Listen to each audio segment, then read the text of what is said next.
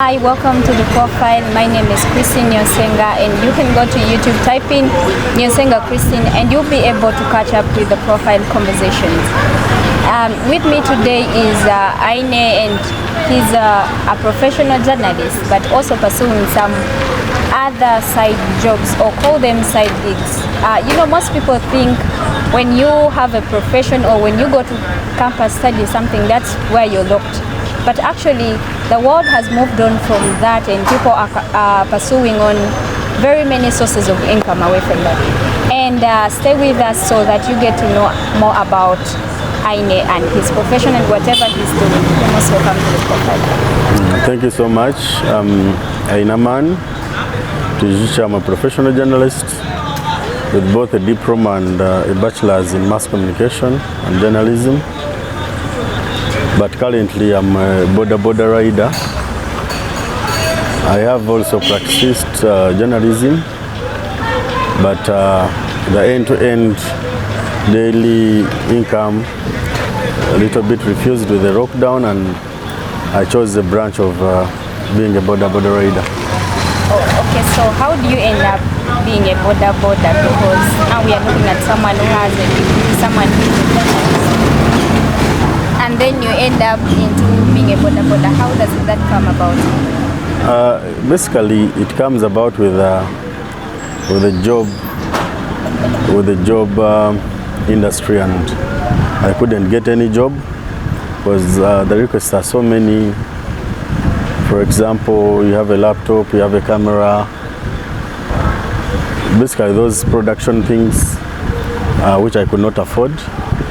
And I chose up to ride the Boda for my daily income. So now, when you're a journalist, you're just leaving school. You mean part of the requirements you need is a camera and a laptop before you can get a job? Basically, I worked with some media houses. It was Best TV. It was an online TV station. I worked with Radio City. It was also an online radio station. But later, with the COVID-19 effect, they could not earn, and they could not still pay the media personnel that we were working with, and that's how I left media. And the only option that I could do was riding a Boda. So that's how I ended up, and trying to search for jobs in the media industry. Those were basically the things that they could ask. Do you have a laptop to edit your videos, to edit your voices? Do you have a camera to capture the videos, and which I could not afford. Okay. So before they can even ask you what you can do, they ask you what you have. Because you could present the program proposals, and they could actually tell you that yes, we'll have this idea, but do you have this and this? That's how our economy has gone. That's how hard it is to secure a job in our country. So most people were affected by COVID-19. So when COVID-19 comes, where does it find you? COVID-19 found me at Radio City and Best TV. But since there were online stations, the people who were facilitating it couldn't still facilitate it because they were not working. So I end up coming back to do the common man job. So did you do this job before you maybe went to pursue your degree? I didn't do any journalism job after my diploma, because I did my diploma at YMCA. Then later I came to Kampala International University for my bachelor's, but I started working with the media in my third year, the very last semester, and COVID also came in, so that's how I ended up. Okay, so I understand you started searching for the job while you are still at campus. So what are some of the challenges or the things that push you to find a job while you are still at campus? One, they could tell you that maybe we give you an offer as a graduate trainee. without paying you, or maybe getting some other benefits.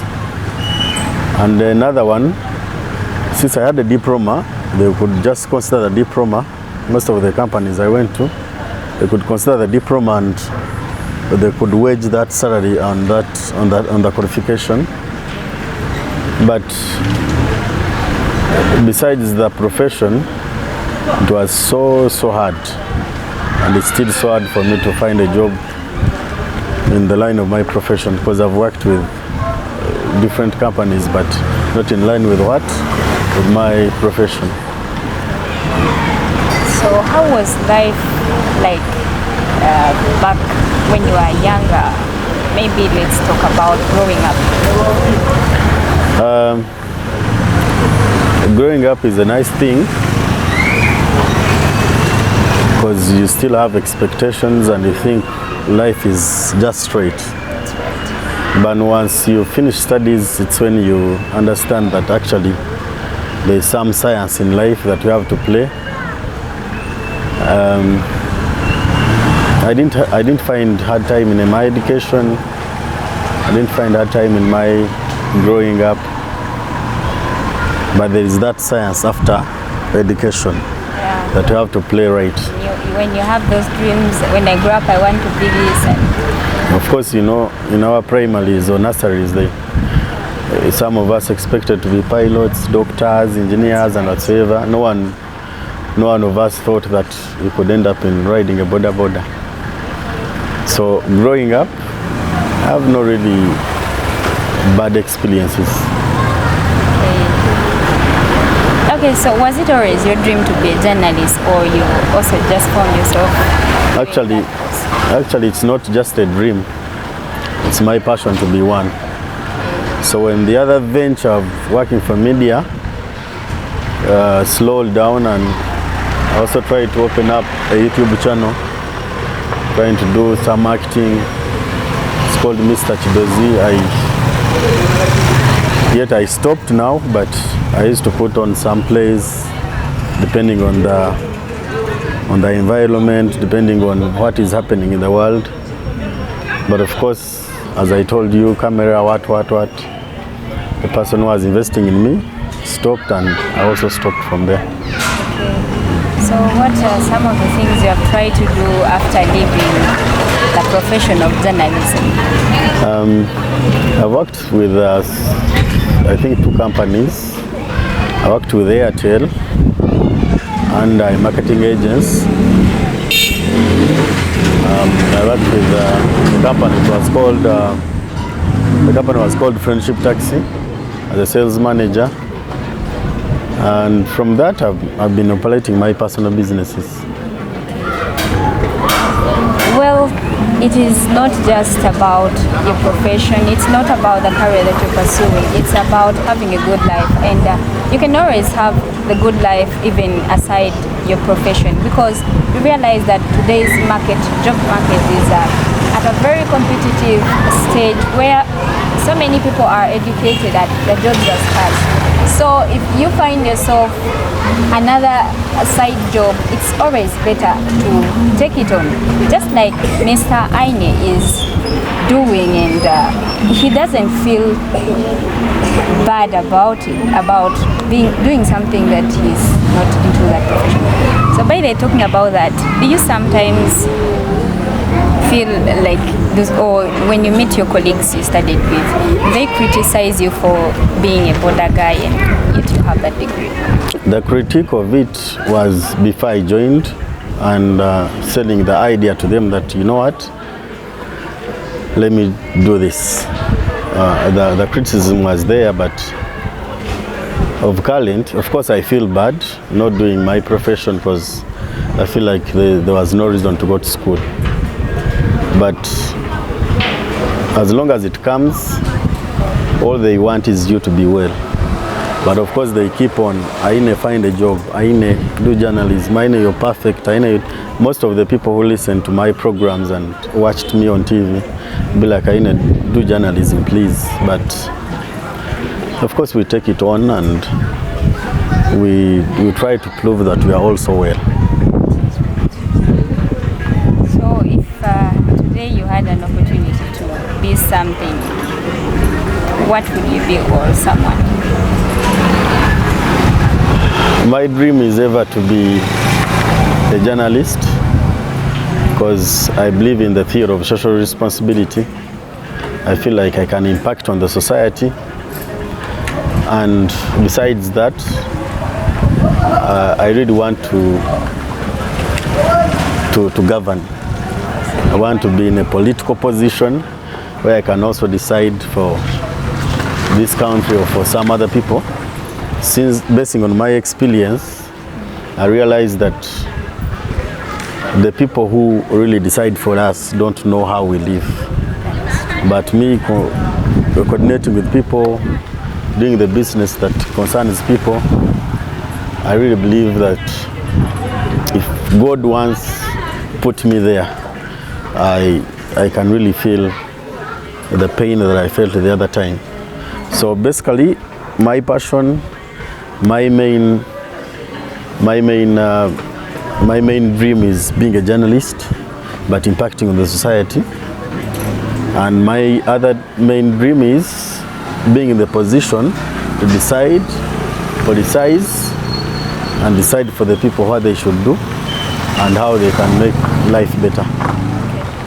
So we, the people outside that job of being a boda, we have very many myths going on about boda guys, they are this and this. And actually these people are despised on many occasions and they are not taken serious. What are some of those wrong myths that you have really seen are not true in that job? The boda business is full of drama. I think that's what I can say. And some are wrong characters, but on the job market, as you said earlier, we are there who can really profile the boda system.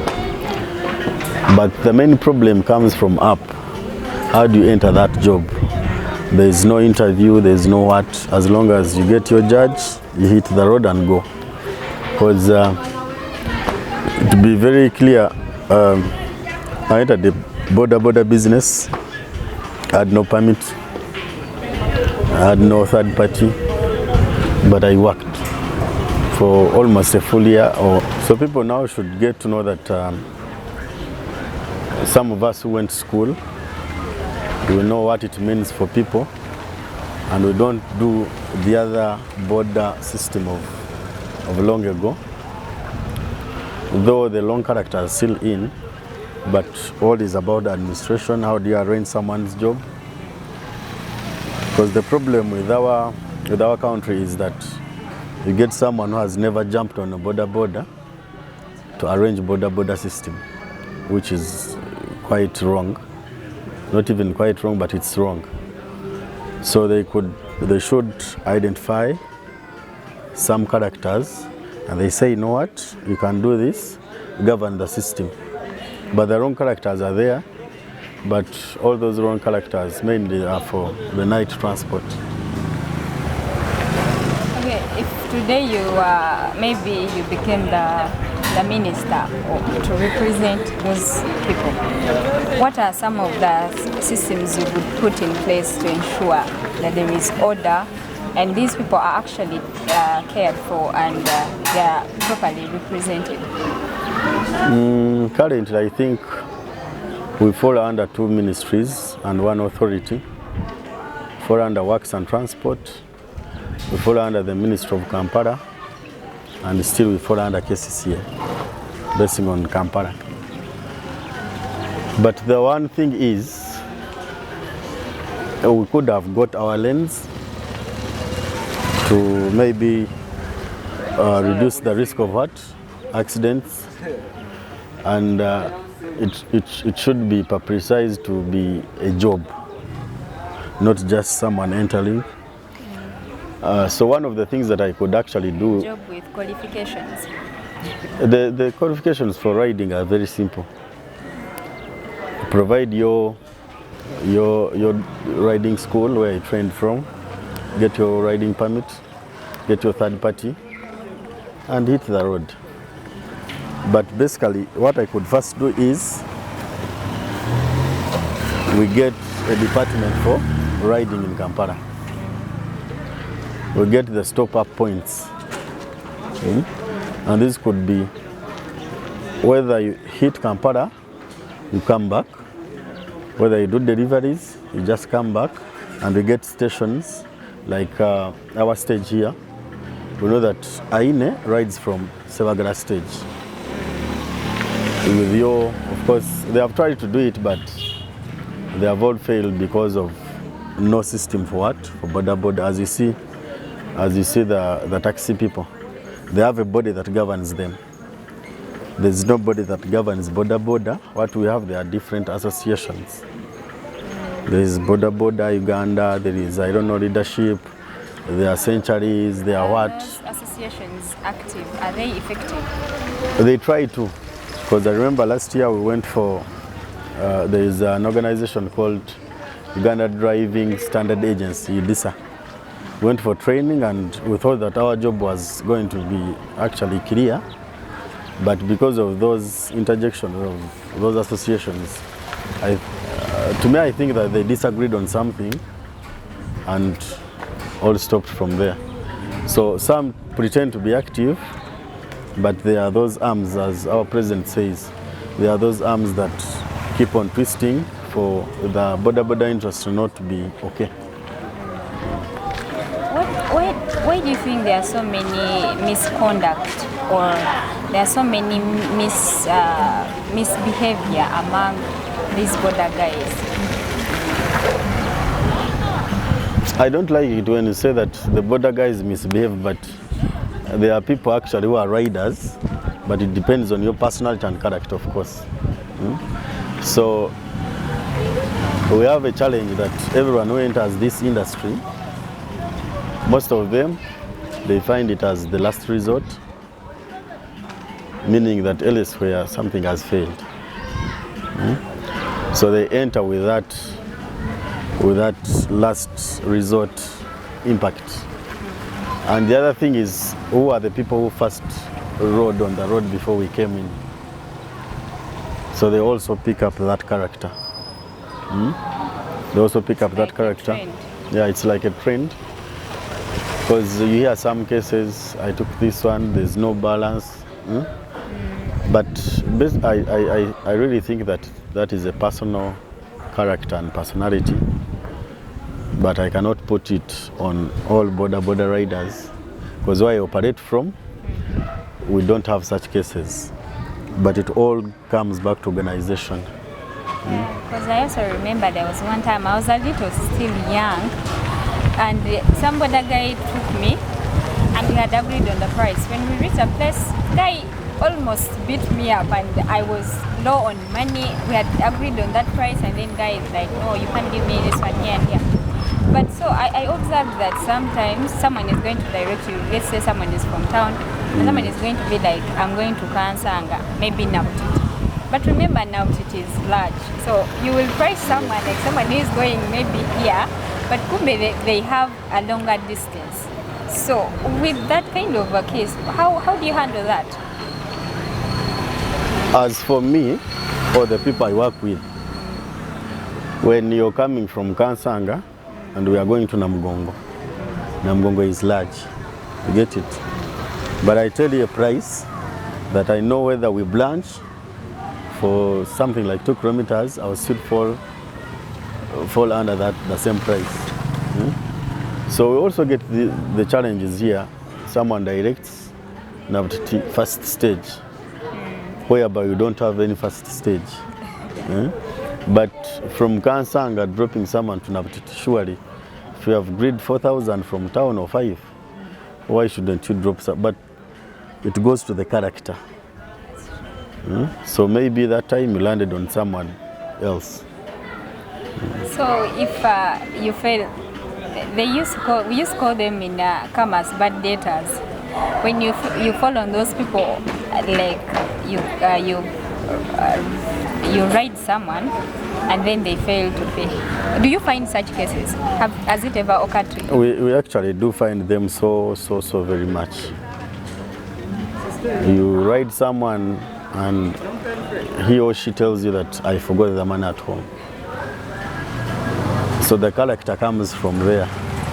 What do you do next? Because he doesn't have the money and you've already reached the destination. What do you do next? As for me, I just leave here and go. Because if maybe the confusion comes from here where by that person is not your daily customer or you don't know him, there the confusion comes because you're also not sure whether you'll get your money or not. But the usual customers, you just take and leave. You never know whether he will pay or she will not pay. You pay without agreeing whether they will pay. You just leave them even when you have not agreed whether they will pay or not. The case is I don't have money. So where is he going to get it? Where is she going to get it? More like charity. Yeah, you just go as long as you have your life, you have your judge. Because what you fear most is taking my job. If you leave me with my judge, you leave me with life, I just take it as if it's charity. I've given that money to someone. Then you just pray to God, maybe he will pay, maybe she will pay. What are some of the things you hate about actually this job field? Boda is not a good field for someone who has gone to school. Yeah, that's right. It's not a good field for someone who has gone to school because my simple challenge is calling someone a boss. I know. But what I hate about Boda, no one respects you. As you said, Boda guys. Yeah. You cannot even put the riders, Boda riders, but Boda guys. So disrespecting now. I just said it because I don't know how to term them. That's how we have grown calling them like that. So you don't own any respect from someone. The way you go to that challenge of someone quarreling with you, you will take it on another Boda guy. So there is no respect in Boda riders. And the other thing is no one takes you serious. They always feel like... They must take you serious because you're always decent and one reason why I approached you actually was like I was looking at some Boda guy who is always smart and so different from the rest. Yeah, so I think you also find such challenges of not being respected. My dear, once you put on that element like this, no one will respect you. Everyone takes you unserious. That's the main challenge I get from the Boda business. And maybe the other thing, everyone looks at you as someone who's not stable, someone who is unserious. They always call us bayai. Yeah. Boda bayai. So disrespect is too much in our industry.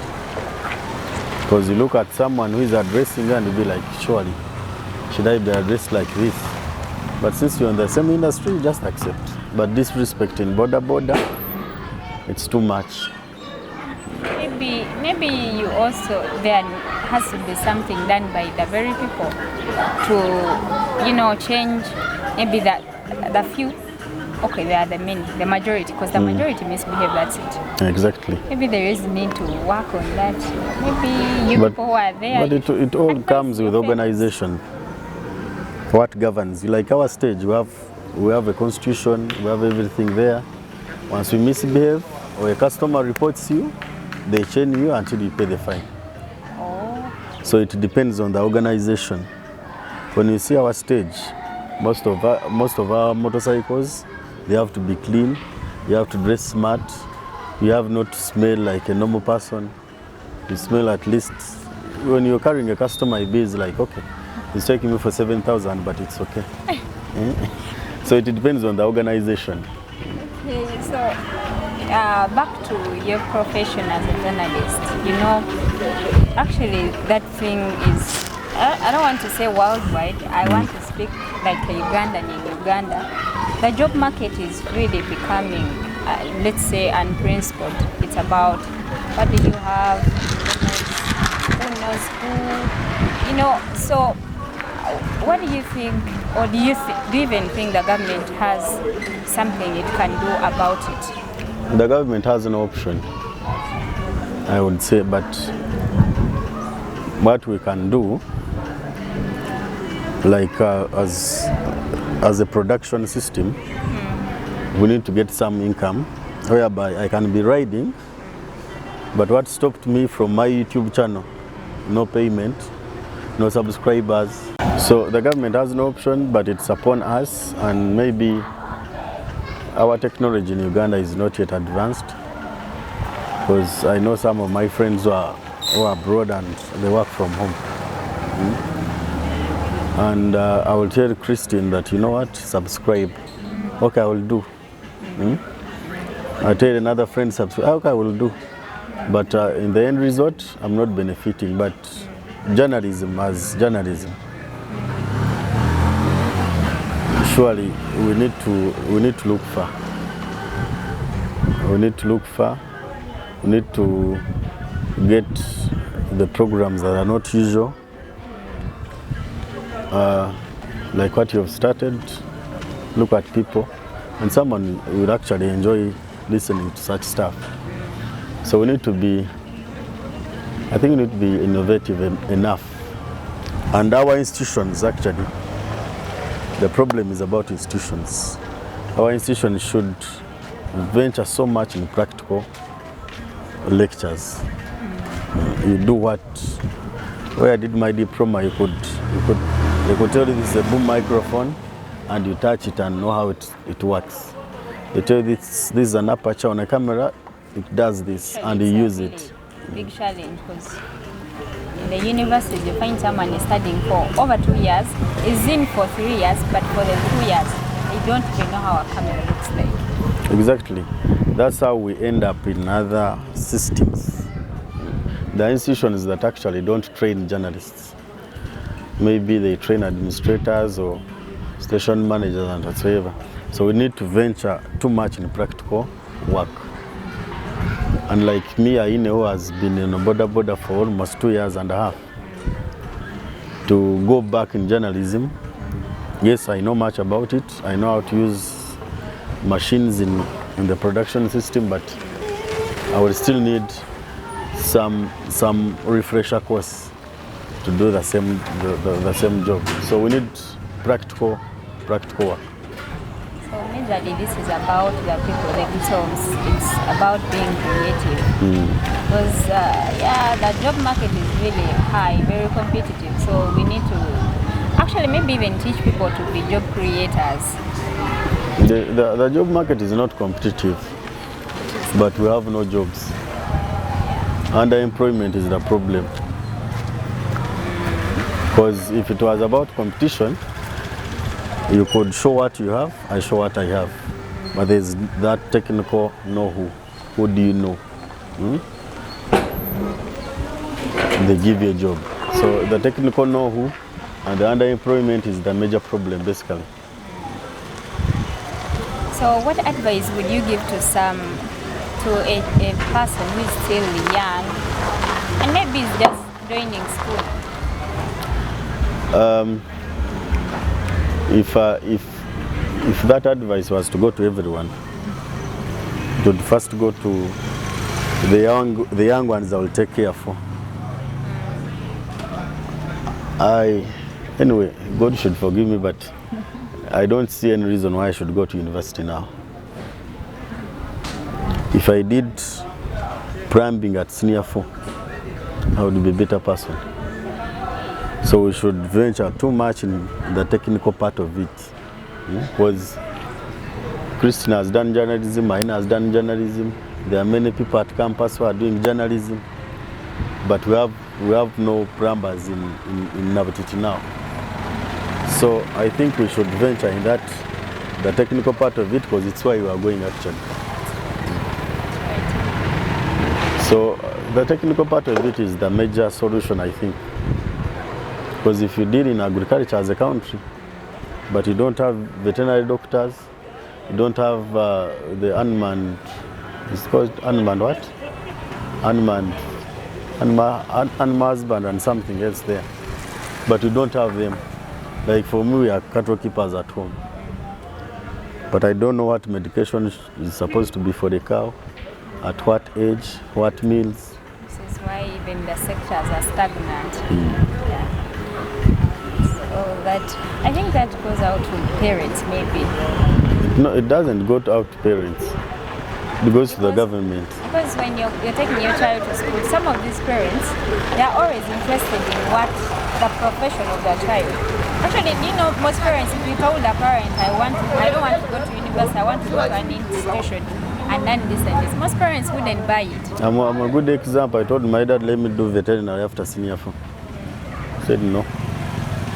We have to get a degree in the home, but what is it doing for them? That's right. But the government also should change the educational structure. What do we do? Why should I do social work? Why should I do journalism? When in the whole clan, and actually the whole village, no one owns the station. So the practical part of it is so much in need. So now this goes out to this that you're going to talk to the employers. What would you tell them if there was an employer somewhere? What would you tell them? The first thing, I would seek for a job. Then secondly, I would tell them, please, let us do things right. Leave alone Aine being handsome with a good beard, but what does he do? Okay. So they should also consider that. I remember there's some station I will not mention. I went there because they saw my programs on Best TV. And they're like, okay, you can come in for the morning show. But they told me they have suits. I was like, how does a suit and being gentle really match? So we should know how things should be done right. And most institutions, like for journalism, they should actually own stations. I remember at YMCA we used to have a radio station, but it would operate within campus. But that urge of speaking on the microphone could really tell you what you should do outside. So the employer should just leave the who. Because when you see the Shida and Huch days, when you see the Shida Gashumbas and whatsoever, you see there's a background. So me, a son of a peasant, where would I fall short? So they should know what they should do. The should be there. Some of the last words to our viewer. That one should go to our government. There are many things that are going wrong, and they are using wrong people. There's no way you can. Of recent, our president appointed a minister who did cosmetology to get in charge of IT. So the government should really take care of us. They should go to the person. What did you do? Where should we put you? And period. Maybe to us, the common people, like my industry, should learn how to behave. You should just learn how to behave. Know this is your customer. Treat him well. Write very well.